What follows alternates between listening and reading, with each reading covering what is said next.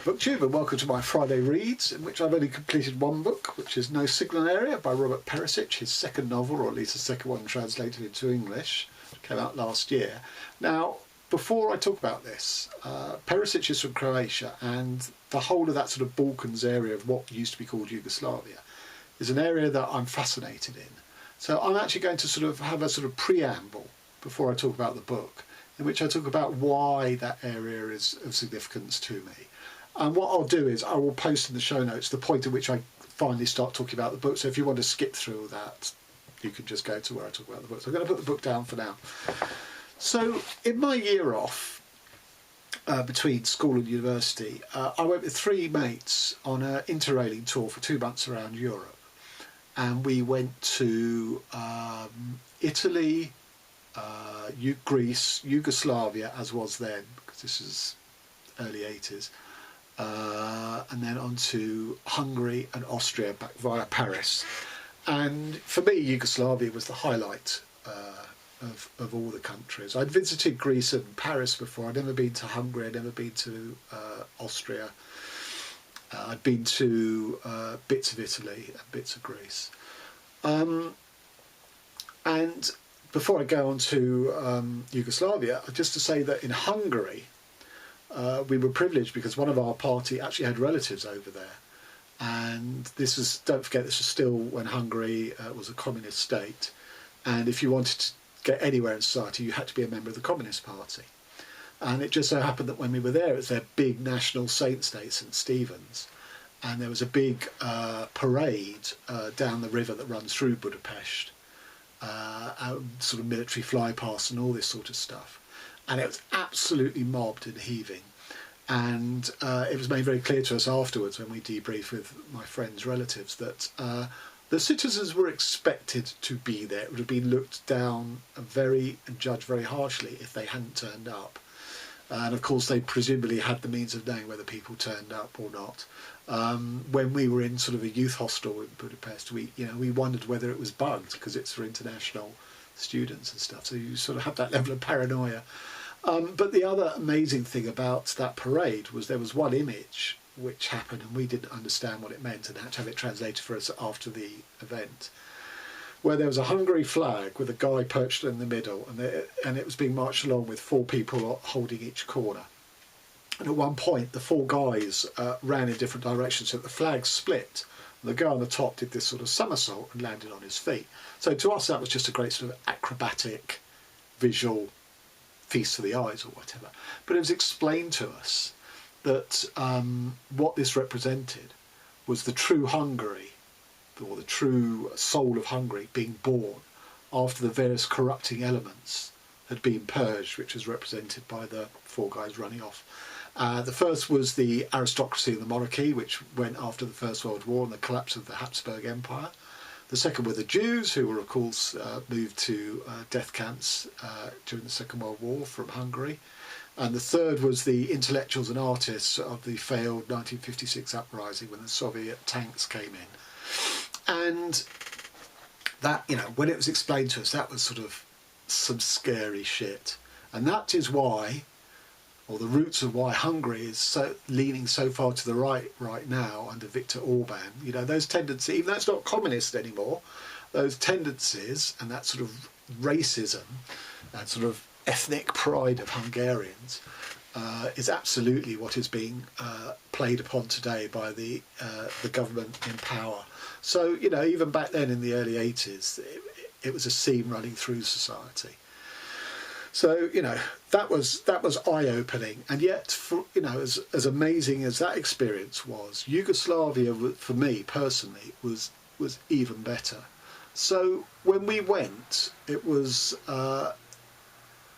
as Tito had died, and although governmentally it was holding together with the structure that he left in place, after his death, economically the country was collapsing. And when we got there, they'd just signed their first sort of major trade deal with the Russians and were very upset about being forced to do that, because don't forget, under Tito, Yugoslavia had formed this non-aligned third way, neither Russia nor America. and was quite influential, you know, with Tito sort of at the head of this thing. And there were countries, I think, like India and, you know, countries from all around the world. You know, it gave Yugoslavia a bit of sort of clout and a bit of status. And of course, all of that was rapidly diminished with Tito's death. You know, whatever, you know, Tito was still a communist. His rise to power involved typical communist tactics of rubbing out your opponents. But, you know, the history books say Tito was what's called a benevolent dictator. Now, you know, you could query that. But one thing for sure is he held together a country that, don't forget, had only come into existence in 1914. Yugoslavia had never existed before then. It was these 6 disparate states, which it broke back into with the Civil War. And we, in our tour, we visited 5 of them. We went to Sarajevo in Bosnia, we went to Belgrade in Serbia, we went to Dubrovnik and Split and Zagreb in Croatia, we went to Bled in Slovenia, and we went to Skopje in in Montenegro, sorry. And the only country of the 6 we didn't visit was Macedonia. And each was such a different experience. So, for example, Slovenia is very much like an alpine, you know, country. It was very rural, very mountainous. We still saw you know, ox-drawn agriculture.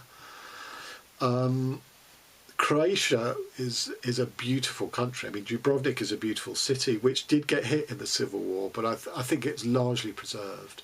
And at the time, you could only fly into Dubrovnik airport or approach it from the sea. I think, is it the Adriatic? I'm not sure what sea it's on.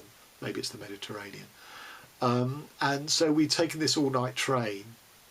In fact, we slept on trains through Yugoslavia, because even though we booked youth hostels, when we got to the first one in Zagreb or wherever it was, they didn't have our booking, and we found this was true throughout all the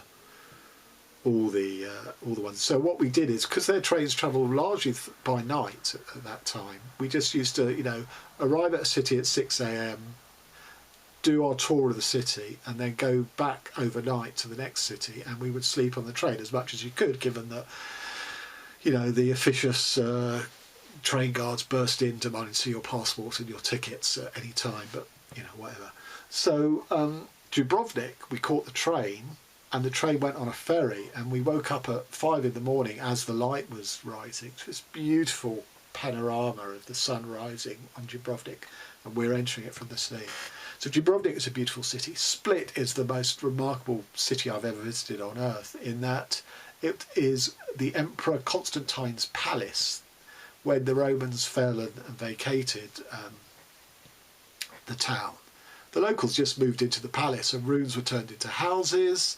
And so you can walk past somebody's house, and there's a Roman eagle sculpture coming out of its, you know, brickwork at the front. It's extraordinary. It's an absolutely beautiful, stunning place.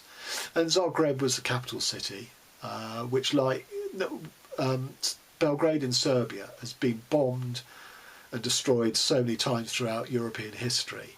There's nothing left to see in Belgrade. And although Zagreb wasn't like that, it sort of had that feel of a capital, a strategically important city, but one with not that much to recommend in and of itself. And then Sarajevo in Bosnia. So we went there just after the Winter Olympics had happened. So we could still see things like the long ski jump ramp and stuff like that. And it was a city at the time that seemed very much at peace with itself, not what the horror it was going on to become. And it was literally, you know, Jewish synagogues, Islamic mosques and Orthodox churches, cheek by jowl, next to each other on the streets of Sarajevo. Now, obviously the Jews weren't there anymore, but there's very much this sense of sort of mixing, you know, and that is what Sarajevo seemed to be. As I say, it seemed to be a city at peace with itself. But of course it got absolutely, all of that just disappeared when it basically got, you know, surrounded by the Serbs and snipers, and were sort of, you know, picking off people in market squares. Just the horrors of that war that were to be. So, you know, given what towns like Sarajevo and Dubrovnik became involved with in the war, I've, you know, ever since then I've been absolutely fascinated by the region, really. So I've read Stasa Stanisic, Dubravka Ugresic, Dasa Drindic, and now Robert Perisic, as I say, his second novel. I really enjoyed the first one called Our Man in Iraq, because that seemed to be a sort of Croatia asking itself of, okay, well, we were at the forefront of the news, the global news during the Civil War. Now that that's ended, no one cares about Croatia. Croatia has no profile. And again, that links back to what I was saying about how Tito gave Yugoslavia a profile through this sort of non-aligned third way movement. And that was fascinating because, you know, like a lot of the states within former Yugoslavia, they've gone through so much turmoil and upheaval in just 15 years, from state socialism, or communism if you want to call that, through economic collapse, through civil war and ethnic war, really. In the case of Croatia, a reversion to a sort of crypto-fascist government under Franjo Tuđman, because during the Second World War, Serbia was sort of, you know, largely dominated by the left, but Croatia was very right-wing because of its Catholic, you know, majority, and they were it was a puppet state of the Nazis. They, you know, the government of Croatia was pledged allegiance quite happily to the Nazis, and those elements came back, you know, during the Civil War and Croatia's independence, and they ruled the country initially until finally they sort of fell away, and it has become more democratic and more, you know, sort of liberal. Although I think I'm right saying it's still not a member of the EU, but anyway. And that's sort of where this book starts, in that it's a town. I'm not sure whether it's set in Croatia, but it certainly seems to be set in an area of former Yugoslavia.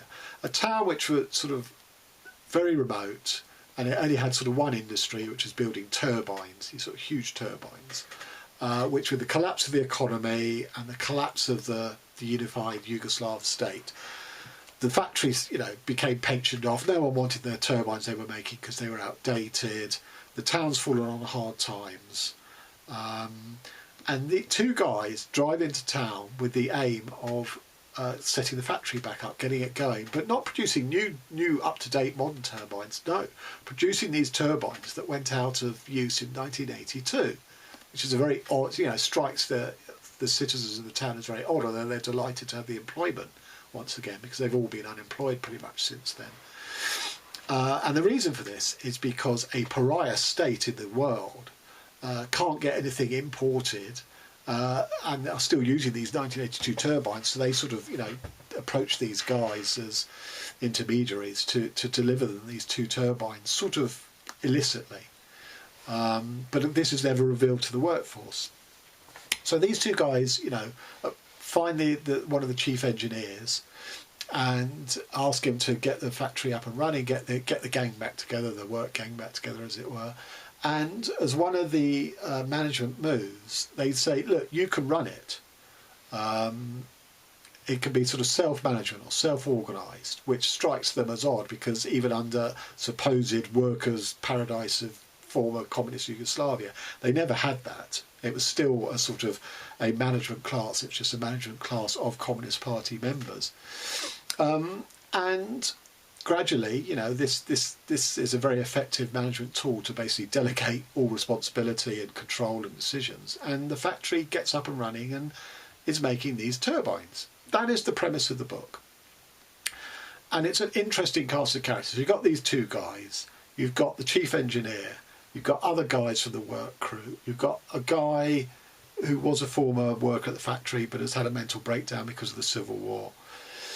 So it's an interesting cast of characters. But the problem is they're all given flashbacks, long extended flashbacks. And the first 3/4 of this book, instead of the focus being in the here and now, this factory and all that stuff, we just get all this flashback stuff. Now, it's important to set the context for the, you know, so much has happened in those 15 years, as I said, from communism to economic collapse to civil and ethnic war to fascist government to post-fascist government.